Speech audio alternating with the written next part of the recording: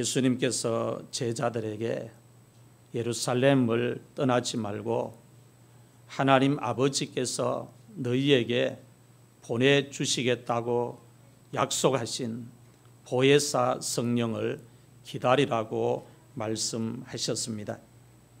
제자들이 예루살렘을 떠나지 않고 예루살렘에 같이 모여서 예수님께서 말씀하신 성령을 기다렸습니다. 언제 성령을 보내주신다고 시간은 말씀하지 않았지만은 예수님께서 제자들을 보고 예루살렘을 떠나지 말고 성령이 너희에게 임할 때까지 기다려라 그렇게 말씀하신 것입니다. 그 말씀을 받고 제자들이 예루살렘을 떠나지 않고 모두 같은 장소에 같이 모여서 기도하면서 하나님 아버지께서 약속하신 성령을 보내주실 때까지 기다렸다는 것입니다.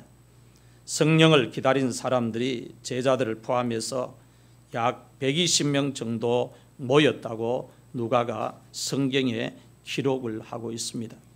유대인들은 숫자를 이렇게 셈법을 할 때에 모든 회의에서 120명의 숫자에 미치지 못하면 사람들이 이야기를 해도 신빙성에서 이렇게 신빙성을 약하게 합니다. 그래서 120명의 숫자가 되면 그것이 사실이고 그것이 진실이고 그것이 사건이라고 믿는 그런 셈법이 있습니다. 그래서 누가가 사도행전을 기록하면서 성령이 임하는 현장에 모인 사람들의 숫자를 120명으로 기록한 것은 성령이 임한 것이 사실이라는 거예요. 역사적인 사실이고 사건이고, 그래서 그 사건이 일어나서 제자들과 또 거기에 모인 사람들이 성령을 받았다는 것입니다. 꾸며낸 이야기가 아니라는 겁니다. 이 120명은 120명이라고 하는 말을 할 때에 이미 예루살렘에 퍼지면 120명을 통해서 그건 사건이구나, 확실히 일어난 사건이구나, 사실의 이야기구나, 그렇게 믿게 되는 것입니다. 오순절날이 되어서 성령께서 홀연히 모인 사람들에게, 갑자기 모인 사람들에게 강한 바람 소리와 같은 소리가 나타나더니, 소리가 그 모인 곳에 들리더니 연속적으로 그 다음에 나타난 현상이 성령이 그곳에 충만하게 임했다, 그렇게 말씀합니다. 바람 같은 소리가 제자들과 함께 모인 120명이 모여있는 그곳에 온 집에 바람의 기운이 가득했는데, 그 가득한 바람의, 강한 바람의 기운 위에 성령이, 불같은 성령이 그곳에 임했다는 것입니다. 커다란 불덩어리가 갑자기 혀처럼 갈라지면서 모인 사람들 위에 전부 임했습니다. 불덩어리가, 성령의 불덩어리가 혀처럼 갈라지더니 모인 사람들 몸속으로 전부 들어가 버렸어요. 여러분, 예배 시간에 말씀을 받다가 성령께서 불을 가지고 여러분 몸속으로 들어가는 역사를 체험할 수 있기를 바랍니다. 그 불이 우리 속에 들어오면 우리 속에 있는 어떤 병도 다 녹여버리고 태워버립니다. 성령의 불은 인간이 만든 불이 아니고 하나님 자신의 불이기 때문에 임하기만 하면, 들어오기만 하면 놀라운 역사가 일어난다는 것입니다. 누가가 성경을 기록하면서 불이 혀처럼 갈라지는 것을 모인 사람들에게 보였다 말씀을 기록하고 있습니다. 성령의 불이, 커다란 불이 갑자기 임하더니, 나타나더니 그 불이 혀처럼, 혀 모양으로 갈라지더니 그 120명이 앉아 있는데 이 사람에게도 들어가고 저 사람에게도 들어가고 막 들어가는 거예요. 들어가는 것을 그들의 눈에 보였다고 이야기합니다. 이렇게 자신하게 하나님께서 모인 그 사람들에게 보여준 이유가 무엇입니까? 전하라는 거예요. 본 것을 전하라는 겁니다. 말을 하라는 거예요. 그래서 그 불을 확실하게 눈으로 볼 수 있도록 보여주신 것입니다. 성령이 불로 모인 사람들을 위해 임하자 그곳에 모인 사람들이 모두 성령을 충만하게 받았다고 말씀합니다. 모인 사람들이 모두 성령을 충만하게 받자 성령께서 곧바로 또 역사하시는 것이 있는데, 모인 그들의 입을 열어서 다른 나라의 언어로, 다른 나라의 말로 말을 하게 하신 거예요.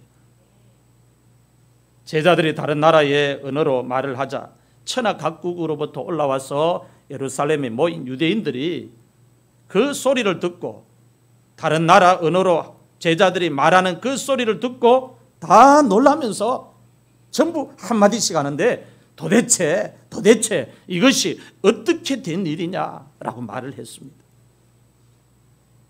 어떤 사람들은 제자들이 외국말을 하는 것을 보면서 조롱하면서 새술에 취했다, 그렇게 말을 했습니다. 성령께서 제자들에게 입을 열어서 외국말을 하도록 하신 것은 하나님의 큰 일을 천하 각국으로부터 올라와서 예루살렘에 모인 유대인들에게 말을 하도록, 증거하도록 하기 위해서라고 성경은 말씀을 하고 있습니다. 제자들이 새술에 취했다는 말씀은 사람들이 볼 때에 외국말을 하지 못하는 제자들이 외국말을 하니까 미친 사람처럼 보였다는 것입니다. 우리가 기도하다가 방언 은사만 받아도요, 날랄랄라 막 하고 이렇게 혀가 막 꼬부러지고 하면 옆에 있는 사람이 믿음이 이렇게 깊지 못하면 미친 사람처럼 보입니다.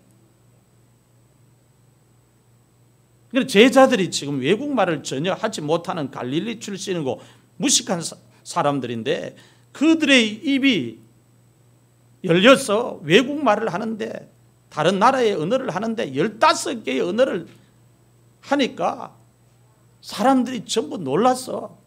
이게 도대체 어떻게 된 일이냐고, 이 사람들이 미친 게 아니냐고 그렇게 말을 한 거예요. 바울도 자기 자신을 가리켜서 내가 사람들에게 미친 사람으로 보였다면 그것은 내가 잘못 미친 것이 아니고 하나님을 위해서 바로 미친 것이라고 고린도 교회 성도들에게 말씀을 했습니다. 바울도 자기 자신을 가리켜서 내가 미쳤다. 그리고 사람들도 바울을 보고 미쳤다고 했습니다. 총독도 바울을 보고 네 많은 학문이 너를 미치게 했다, 그렇게 바울을 보고 미쳤다고 이야기했습니다. 그런데 바울은 자기를 보고 미쳤다고 말하는 사람들 앞에서 그래 내가 미쳤습니다 그렇게 이야기하는데, 내가 미쳤는데 그리고 또 내가 사람들에게 미친 사람으로 보였다면 그것은 내가 잘못 미친 것이 아니고 바로 미친 것이라고 이야기합니다. 바울이 그리스도를 위해서 미치고 하나님을 위해서 미친 이유는 바울이 성령을 충만하게 받고 나서 그리스도의 사랑이 머리부터 발끝까지 그의 몸을 휘어잡았고 사로잡았기 때문에 미쳤다는 것입니다. 오늘 본문 말씀은 베드로가 천하 각국으로부터 예루살렘에 올라온 유대인들과 그리고 현재 예루살렘에 살고 있는 모든 사람들에게 성령에 대해서 설교를 하고 있는 말씀입니다. 성령이 임했는데 그 성령이 왜 임해야 하는지, 또 왜 임했는지, 그 성령이 임하면 어떻게 되는지, 천하 각국으로부터 올라온 예루살렘에 올라온 모든 유대인들과 현재 예루살렘에 살고 있는 모든 사람들에게 구약의 선지자가 이야기하고 있는 그 성령, 예수님이 말씀하신 그 성령이 왜 임해야 하고 또 임했을 때에 어떻게 되고 그 임하고 난 후에는 또 어떻게 되는지를 성령에 대해서 말씀을 증거하고 있는 말씀, 바로 오늘 본문 말씀입니다. 첫 번째로 베드로가 11사도와 함께 서서 큰 소리로 유대인들과 예루살렘에 사는 모든 사람들에게 내가 하는 말에 귀를 기울이라고 말을 했습니다. 본문 14절 말씀을 같이 읽겠습니다. 시작. 베드로가 11사도와 함께 서서 소리를 높여 이르되 유대인들과 예루살렘에 사는 모든 사람들아, 이 일을 너희로 알게 할 것이니 내 말에 귀를 기울이라. 아멘. 베드로가 11사도와 함께 섰다 했습니다. 가룟 유다가 벌인 직무를 대신하는 사도를 세웠지요. 제자들이 모여서 120명이 모여서 가룟 유다가 제자로 부름을 받았다가 그 직무를 끝까지 감당하지 못하고 예수 잡는 길잡이가 되어서 버린 그 직무를 그곳에 모인 사람들이 기도하고 제비를 뽑아서 한 사람을 세우고 이제 12 제자가 완전히 숫자가 채워졌습니다. 채워지고 난 후에 이 제자들이 그리스도께서 남기신 사역, 부탁하신 사역을 감당하는데 동시에 12명이 같이 선 거예요. 베드로가 11 사도와 함께 섰다 했으니 베드로를 포함하면 12명이잖아요. 12명이 동시에 사람들 앞에 서서 증거를 하는 거예요. 그 증거자의 대표가 베드로입니다. 그래서 12명이 다 증언자가 되는 거예요. 증언자가 되는 거예요. 내 말에 귀를 기울이라고 말했습니다. 내 말에 귀를 기울이라는 말씀은 내가 하는 말을 놓치지 말고 집중을 해서 잘 들으라는 말씀입니다. 베드로가 지금 11 사도와 함께 서서 그곳에 모인 예루살렘에 있는 모든 사람들을 향해서 이야기를 하는데 내가 하는 말을 놓치지 말고 지금부터 집중을 해서 잘 들으시기를 바랍니다 하면서 그렇게 설교를 시작한 것입니다. 베드로가 사람들 앞에 서서 말을 할 때 소리를 높여서 말을 했다고 말씀합니다. 얼마나 자기가 체험하고 본 것이 마음속에 확신이 있었으면 그 많은 사람들 앞에서 소리를 높여서 말을 했다고 이야기합니다. 여러분, 누군가에게 이야기를 할 때에 자기보다 많이 배운 사람이 앞에 있으면 긴장을 합니다. 많이 배운 사람이 적게 배운 사람 앞에서는 여유가 있습니다. 마음의 여유가 있습니다. 그런데 적게 배운 사람이 많이 배운 사람을 앉혀놓고 그들 앞에서 어떤 말을 할 때는 주눅도 들고 기도 죽고 긴장도 하고 그래서 말을 하지만 말이 속으로 기어 들어가 버립니다. 그런데 이 장면을 여러분 보십시오. 베드로가 지금 이야기를 하는데 소리를 높여서 이야기를 하고 있습니다. 베드로는 학문이 부족한 사람입니다. 예루살렘은 많이 배운 사람들이 모여서 사는, 잘 나가는 사람들이 모여서 사는 성읍의 사람들입니다. 그들 앞에서 베드로가 자신 있게 확신을 가지고 소리를 높여서 이야기를 하고 있습니다. 여러분, 놀랍지 않습니까? 일반적으로 사람들이 소리를 높여서 말을 할 때 언제 소리를 높여서 말을 합니까? 화가 나서 말을 할 때 감정을 조절하지 못해서 소리를 높여서 말을 합니다. 또 사람들과 논쟁을 할 때, 또 다툴 때 그때 격렬하게 소리를 높여서 말을 합니다. 또 언제 사람들이 소리를 높여서 말을 합니까? 사람들이 나를 확실하게 알지 못하면서 함부로 나에 대해서 말을 할 때 그 사람들 앞에서 소리를 높여서 말을 합니다. 이런 경우 외에는 대부분 소리를 높여서 말을 하지 않습니다. 천하 각국으로부터 올라와서 예루살렘에 모인 사람들이 저마다 자기들이 알아들을 수 있는 언어로 제자들이 말하는 것을 보고 전부 놀랐다 했습니다. 당황했다 했습니다. 당황해서 서로 말하기를 이것이 도대체 어떻게 된 일이냐고 서로가 서로를 보면서 놀라면서 말을 했다고 했습니다. 그리고 또 어떤 사람들은 말을 앞서서 이야기하는데 저 사람들이 지금 먹지 말아야 되는 술을 아침부터 마시고 새 술에 취했다, 미쳤다, 그렇게 말을 했습니다. 조롱하면서. 이렇게 제자들과 거기에 모인 사람들을 향해서 예루살렘에 모인 사람들, 천하 각국으로부터 예루살렘에 모인 사람들, 예루살렘에 살고 있는 사람들까지 너도 나도 앞서거니 뒤서거니 하면서 말을 한마디씩 전부 뱉는데 조롱하면서 뱉고 말을 뱉는데 제자들을 보고 미쳤다고 말을 하고 셋술에 취했다고 말을 하고 그렇게 조롱을 합니다. 베드로가 제자들이 그들이 하는 말을 듣고 시간을 지체하지 아니하고 11 사도와 함께 그 자리에 일어서서 함께 그들이 보는 앞에서 서서 소리를 높여서 강력하게 이야기를 했다는 것입니다. 유대인들과 예루살렘에 사는 모든 사람들아, 우리가 지금 외국말을 하는 것이 어떻게 된 일인지 내가 너희에게 알려줄 테니, 우리가 너희들에게 가르쳐 줄 테니 너희는 내가 하는 말에, 우리가 하는 말에 집중을 해서 귀를 기울이고 잘 들으라. 그렇게 설교를 시작하고 있습니다. 옛날에 베드로는 사람들 앞에서 말을 할 때에 지금처럼 소리를 높여서 말을 하지 못했습니다. 베드로 자신이 부족한 걸 알았습니다. 그래서 베드로가 예수님을 지금까지 따라다니면서 이만큼 큰 소리로 말을 한 적이 한 번도 없습니다. 베드로가 소리를 높여서 사람들에게 말한 시간을 보면 시간의 기점이 있어요. 그 시간의 기점이 언제냐 하면 성령을 충만하게 받고 나서부터입니다. 베드로가 성령을 충만하게 받기 전에는 겁쟁이였습니다. 자신감이 없었습니다. 마음속에 두려움을 항상 가지고 있었습니다.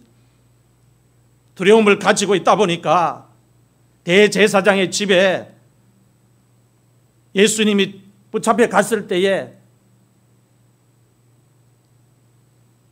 자기가 제자이니까 같이 따라갔습니다. 따라가서 예수님이 어떻게 되는가 지켜보려고, 알아보려고 갔는데 그곳에 사람들이 자기를 알아보고 자기의 이 말하는 것을 갈릴리 사람의 특유의 그 톤의 소리를 듣고 베드로를 보고 예수님의 제자라고 이야기합니다. 베드로는 겁이 많아서 나 예수님 제자 아니다고, 나 예수님 모른다고 예수님을 3번 부인했습니다. 이렇게 과거에, 옛날에는, 성령 받기 전에는 베드로가 겁이 많았고 자신감이 부족했고 소심했고 두려움을 마음속에 가지고 있었던 사람입니다. 그런데 베드로가 예수님이 말씀하신 그 성령을 기다리고 나서 그 성령이 임하고 성령을 받고 난 후는 바뀌었다는 거예요. 변했다는 겁니다. 베드로가 성령을 충만하게 받고 나서는 완전히 다른 사람으로 바뀐 거예요. 다른 사람으로 변화된 것입니다. 예수님을 부인했던 사람이 가는 곳마다 예수님을 시인하는 사람으로 변했어요. 복음을 부끄러워하던 사람이, 예수님을 증거하고 복음을 전하는 걸 부끄러워하던 사람이 성령을 충만하게 받고 나서는 복음 안 전하면 찝찝한 사람으로 바뀌어버린 거예요. 복음을 담대하게 전하는 사람으로 바뀌게 된 것입니다. 오늘 여러분들이 살고 있는 마을이나 다니고 있는 직장이나 뭐 주변에 있는 사람들에게 복음을 머뭇머뭇거리고 이렇게 만나가 차는 마시고 교제는 하고 모임은 같이 하지만 예수 한번 제대로 전하지 않고 말 못하고 그냥 친구로, 그냥 선후배로, 그냥 이웃관계로 이렇게 시간을 보내고 만남을 가질 수 있습니다. 그러나 성령을 충만하게 받고 나면 이전에 내가 만났던 사람들에게 예수를 말하지 않고는 견디지 못합니다. 내 속에 확실한 것이 들어가 있으면 불확실한 사람들을 보면 확실한 걸 전해주고 싶은 마음이 생기는 거예요. 죽음을 무서워했던 베드로가 성령을 충만하게 받고 나서는 죽음을 두려워하지 않는 사람으로 바뀌었습니다. 순교하는 것을, 예수님을 위해서 순교하는 것을 두려워하지 않는 제자로 바뀌었습니다. 자기의 육체를 위해서 살아가던 사람이 예수를 위해서 살아가는 제자로 바뀐 거예요. 성령을 충만하게 받고 나서 베드로가 완전히 다른 사람으로 바뀌었습니다. 베드로의 모습을 보면 성령을 받기 전의 모습과 성령을 받은 후의 모습이 완전히 달라요. 이와 같이 성령을 충만하게 받으면 베드로처럼 그리스도인들이, 성도들이 믿음 생활하면서 예수님을 믿는 가운데 똑같이 성령을 충만하게 받으면 이렇게 베드로처럼 변한다는 거예요. 바뀐다는 거예요. 소극적인 사람은 적극적인 사람으로 바뀝니다. 불평하던 사람은 감사하는 사람으로 바뀝니다. 부정적으로 말하는 사람은 긍정적으로 말하는 사람으로 바뀝니다. 육적인 사람은 영적인 사람으로 바뀝니다. 자기를 위해서 살아가던 사람은 예수를 위해서 살아가는 사람으로, 복음을 위해서 살아가는 사람으로 바뀌는 거예요. 누가요? 성령을 베드로처럼 충만하게 받으면 그가 이렇게 바뀐다는 겁니다. 예수님의 부활을 의심하던 사람이 예수님의 부활을 사람들에게 전하는 사람으로 성령을 충만하게 받고 나면 바뀐다는 것입니다. 복음을 전하는 것을 부끄러워하던 사람이 성령을 충만하게 받으면 예수 안 믿으면 안타까워가지고 듣기 싫어도 또 전하는 거예요. 예수 믿어야 된다. 이 땅의 생은 잠깐이라고. 잠시 잠깐이면 끝나는 생이라고. 예수 믿어야 된다고. 예수 믿어야 된다. 그 많은 돈 의미 없다고. 세상에 그 많은 지식 의미 없다고. 많은 권세 그거 의미 없다고. 예수 모르고 살면 그건 불행이고 그건 잘못 사는 거라고. 내가 성령을 충만하게 받고 나면 내 속에 확실한 것이 들어있기 때문에 불확실한 것을 붙잡고 살아가는 사람을 보면 견디지 못하는 안타까움이 있다는 거예요.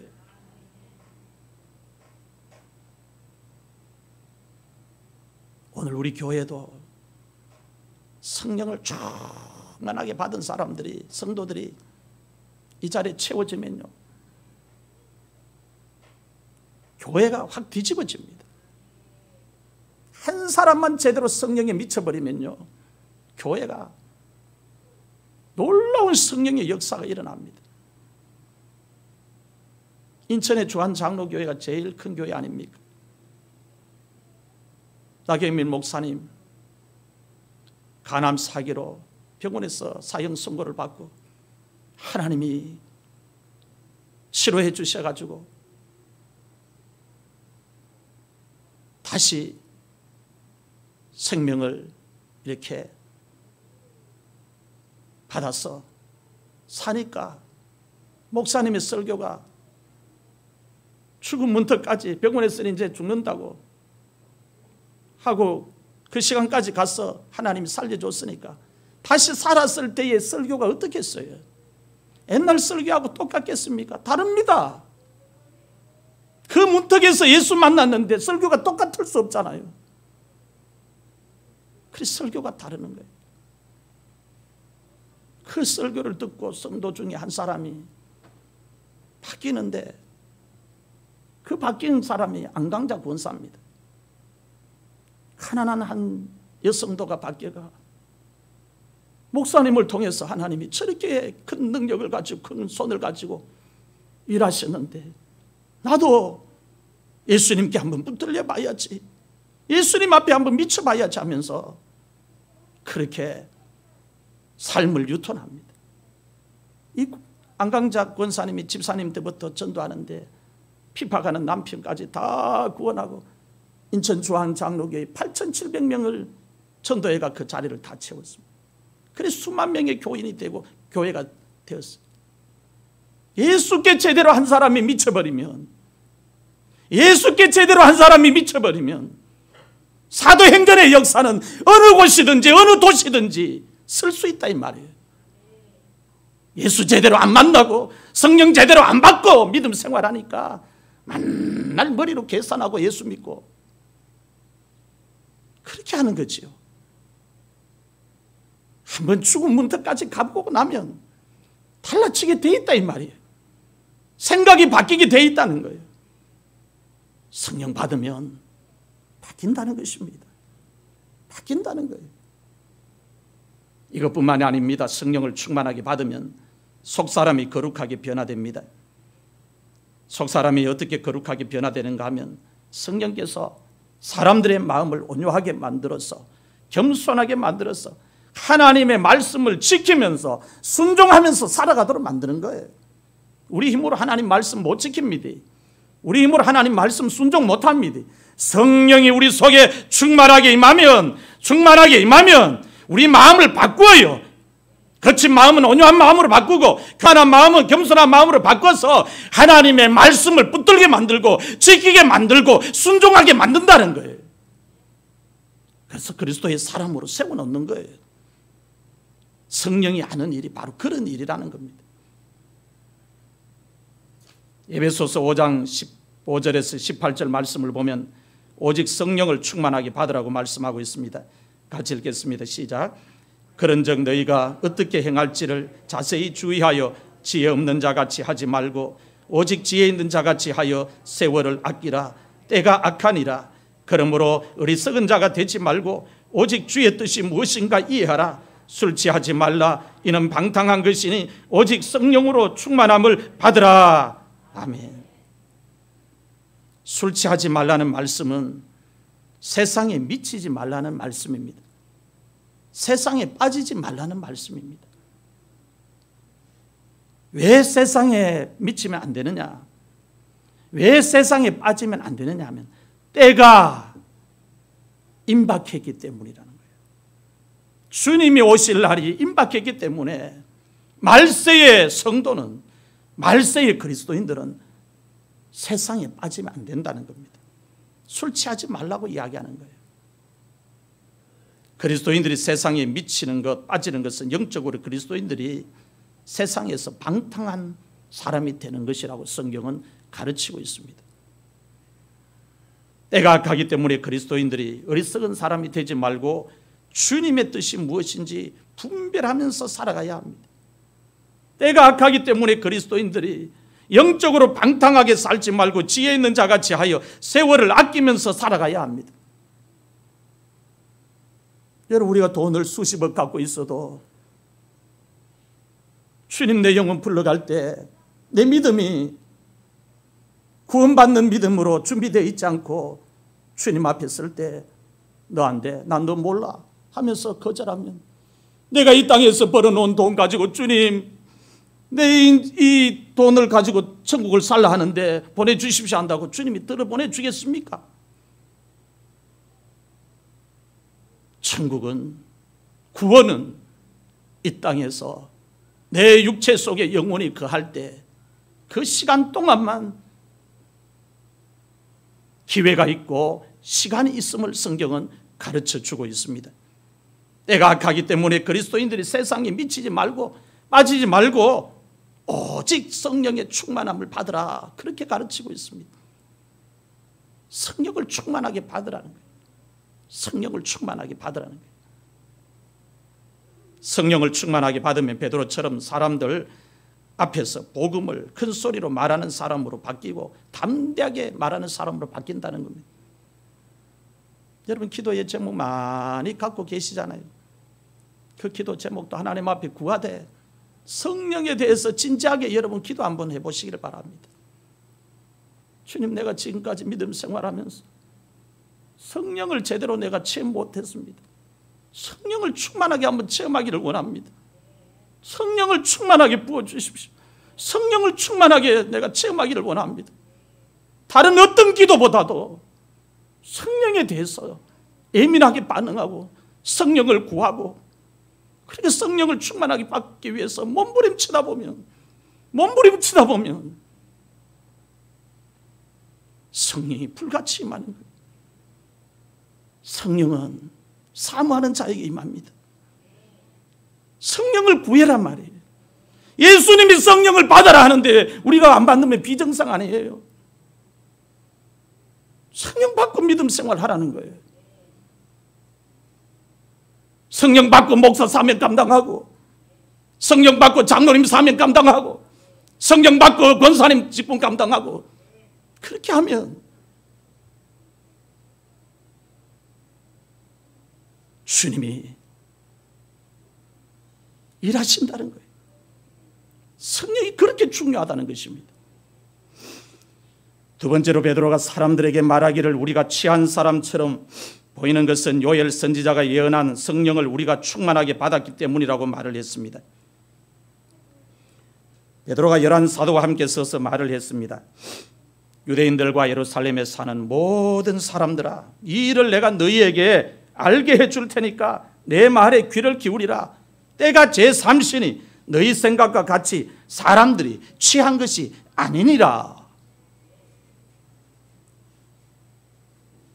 베드로가 시간을 이야기하고 있어요.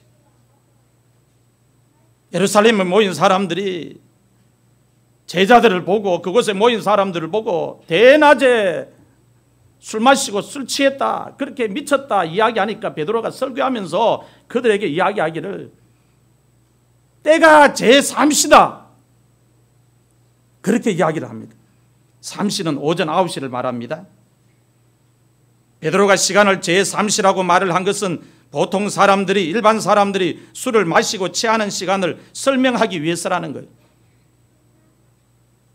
지금 제자들이 방언을 하고 각 나라의 언어를 이야기하고 그 소리를 예루살렘에 모인 사람들이 들었다는 거예요.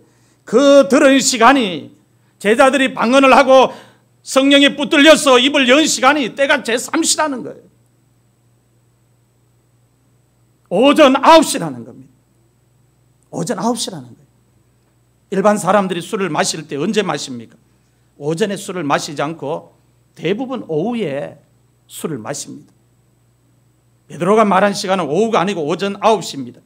술을 오전 9시부터 마시고 취하는 사람은 없다는 것입니다. 일반적인 사람이라면. 그래서 베드로가 지금 사람들에게 말하기를 우리가 술을 마시고 취한 것이 아니라는 걸 설명하고 있어요. 제정신이라는 거예요. 성령을 받았기 때문에 미친 사람처럼, 술 마신 사람처럼 보이지, 우리는 그 누구보다도 지금 제정신이라는 거예요.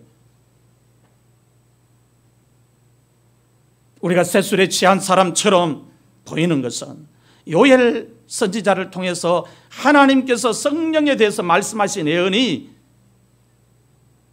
지금 이루어졌기 때문이라고 베드로가 예루살렘에 모인 사람들에게 설교를 하고 있어요.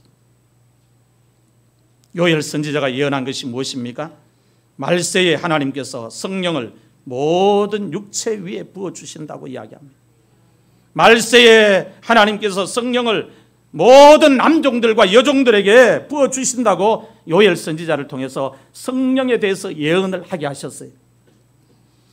본문 17절 18절 말씀을 같이 읽겠습니다. 요엘 선지자가 예언한 내용입니다. 시작. 하나님이 말씀하시기를 말세에 내가 내 영을 모든 육체에 부어주리니 너희의 자녀들은 예언할 것이요 너희의 젊은이들은 환상을 보고 너희의 늙은이들은 꿈을 꾸리라. 그때에 내가 내 영을 내 남종과 여종들에게 부어주리니 그들이 예언할 것이요. 아멘. 성령은 반드시 구하는 자에 임합니다. 하나님께서 성령에 대해서 이미 구약시대부터 준다, 보낸다, 받아라 약속하셨는데 기다리지 않고 받지 않고 무시하고 사는 것은 어리석은 삶이죠. 성령을요 충만하게 경험하고 나면 두려움이 사라집니다. 마음속에 두려움이 사라져요. 어떤 경우에도 평안이 강물처럼 흘러넘치는 거예요. 평안이 강물처럼 흘러넘쳐요. 요엘 선지자가 예언한 대로 성령이 사람들에게 임하면 사람들이 쇠술에 취한 것처럼 은사를 받아서 방언을 말하는 역사가 나타납니다. 성령이 사람들에게 임하면 자녀들이 예언하는 역사가 나타납니다. 젊은이들은 환상을 보는 역사가 나타납니다.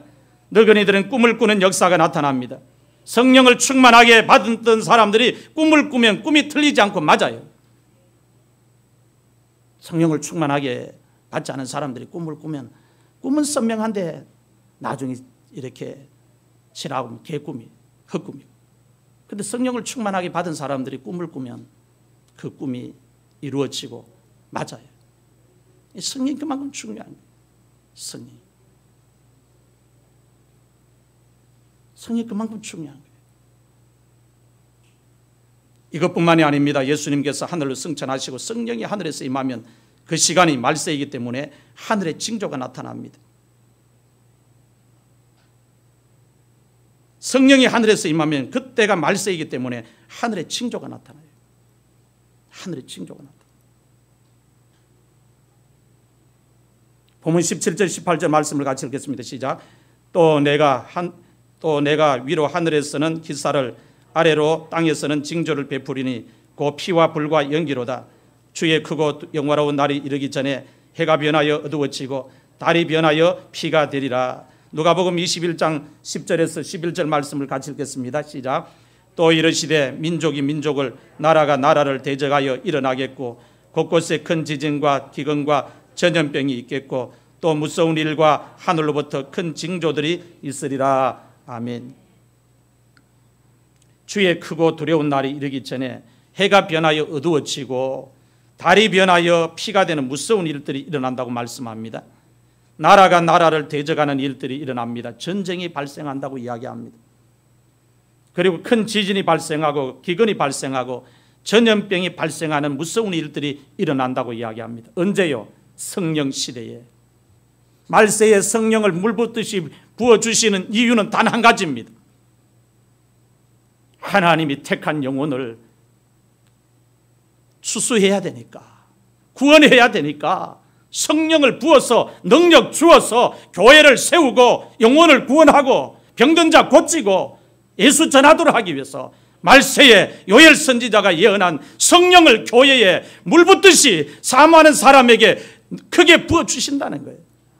왜 그 성령을 부어주시느냐? 주의 크고 두려운 날이 곧 다가오니까, 심판의 날이 곧 다가오니까 그 날을 예비하도록 하기 위해서 성령을 물붓듯이 부어주신다는 거예요. 그래서 마지막 시대는 성령을 충만하게 받아야 받은 구원을 안 놓칩니다. 예수 멀리 안 하고 계속 예수 붙들고 가고 그렇게 하는 거예요. 성령을 충만하게 안 받으면요, 열심히 다니다가 시험 들어가지고 뒷걸음질 하는 거예요. 주님 오실 날 임박했는데 시험 들 시간이 어디 있습니까? 깨어 있어야 되지. 때가 악한데 깨어 있어야지요. 주의 크고 두려운 날은 두 가지 뜻이 있습니다. 첫 번째 뜻은 개인적으로 죽음을 맞는 날을 가리킵니다. 두 번째 뜻은 예수님께서 세상에 재림하시는 날을 가리킵니다. 주의 크고 두려운 날이 임하면 개인적으로 이 날은 생명이 끝나는 날입니다. 우리 한 사람 한 사람을 하나님께서 불러가실 때 주의 크고 두려운 날을 보내서 우리를 불러가는 거예요. 권사님들, 90 넘으신 분들, 80 넘으신 분들, 개인적으로는 주의 크고 두려운 날이 언제일지 몰라요. 주님이 찾아와서 이 날이 주의 크고 두려운 날이다, 내 날이다 하면 가야 되는 날입니다. 가야 되는 날이에요. 준비해야 돼요. 항상 준비해야 되는 거예요. 신부로서 내가 입고 있는 이 옷을 떼묻힐 시간이 없어요. 계속 거룩하게 옷을 빨아야 돼요. 예수 그리스도의 보혈로 계속 신부 단장을 해야 합니다. 개인적으로 내가 주의 크고 두려운 날을 맞이할 날이 다가왔으니 이 날이 언제인지는 몰라도 내 인생의 연수가 이미 그 날을 맞이하고 있으니 기다리고 기다리는 거예요. 생명이 끝나는 날, 개인적으로 그 날이 임하면 이 땅에서 어떻게 살았느냐에 따라서 이 날이 하나님 앞에서 무서운 심판을 받는 날이 될 수도 있고 구원을 받고 천국에 들어가는 날이 될 수도 있다고 성경은 가르치고 있습니다. 주의 크고 두려운 날이 임하면 이 날은 예수님께서 재림하시는 날이기 때문에 더 이상 시간이 없어요. 개인적으로 주의 크고 두려운 날이 임해도 생명이 끝나는 날이기 때문에 시간이 없고, 역사적으로 주님이 이 땅에 재림하시면서 주의 크고 두려운 날이 임해도 그날은 예수님이 심판을 하기 위해서 오시는 날이기 때문에 회개할 시간이 없다는 겁니다. 신자든지 불신자든지 이 땅에서 사는 삶이 중요합니다. 이 땅에서 살면서 예수님을 믿었느냐 안 믿었느냐, 믿음 생활 바로 했느냐 바로 하지 못했느냐, 이건 너무나도 중요한 문제라는 겁니다. 개인이 말이에요. 노아 홍수 때에 사람들의 운명이 갈라진 것처럼 주의 크고 두려운 날이 임하면 똑같이 모든 사람들이 하나님 앞에서 개인적으로 받는 심판의 결과가 달라져요. 운명이 달라져요. 사랑하는 성도 여러분, 오늘 여러분들은 지금 예수님을 어떻게 믿고 있습니까? 개인적으로 주의 크고 두려운 날이 여러분들에게 임할 때 후회를 하지 않을 자신이 있습니까? 천국에 들어갈 자신이 있습니까? 주의 크고 두려운 날이 역사적으로도 임하고 우리 모두에게 개인적으로도 임한다고 했는데 이 날을 생각하면서 내 믿음을 점검해야 한다는 것입니다. 말세의 성도들이 믿음 생활을 하면서 반드시 받아야 하는 것이 성령을 충만하게 받는 것입니다. 그러므로 성도들이 예배 시간에 나와서 말씀을 받을 때 성령을 사모해야 합니다. 성령을 간절히 구해야 합니다. 기도를 할 때도 성령을 사모하고 찬송을 부를 때도 성령을 사모해야 합니다. 성령을 사모하면 사모하는 그 영혼에게 성령을 크게 부어주십니다. 신앙생활의 핵심은 성령을 충만하게 받는 것입니다. 성령님은 인격적인 영이시기 때문에 와달라고 모시고 사모하는 사람에게 임합니다. 신경 안 쓰고 관심 안 가지고 사는 사람에게는 성령님 충만하게 임하지 않습니다. 매일 성령님. 이 비밀을 아셔야 돼요. 그래서 제가 강단에 올라오면 성령님 오늘도 붙잡아 주십시오. 성령님 안 붙잡아 주면 제가 준비한 이 말씀 성도들에게 외치고 선포해도 허공을 향해서 외치는 자의 소리밖에 되지 않지 않습니까? 성령님이 붙잡아 주셔야 합니다. 성령님이 임재하셔야 합니다. 성령님이 도와주셔야 합니다. 나는 길가에 버려진 돌처럼 아무짝에도 쓸모없는 자입니다. 나는 무식쟁입니다. 성령님이 도와주셔야 합니다 하면서 성령에 매달리고 성령을 구하는 거예요. 전하는 자가 이렇게 성령에 매달리고 성령을 구하면서 말씀을 전한다면 동일하게 말씀을 받는 자도 똑같이 성령을 그렇게 간절하게 구하면서 말씀을 받으면 성령은 반드시 임할 것입니다.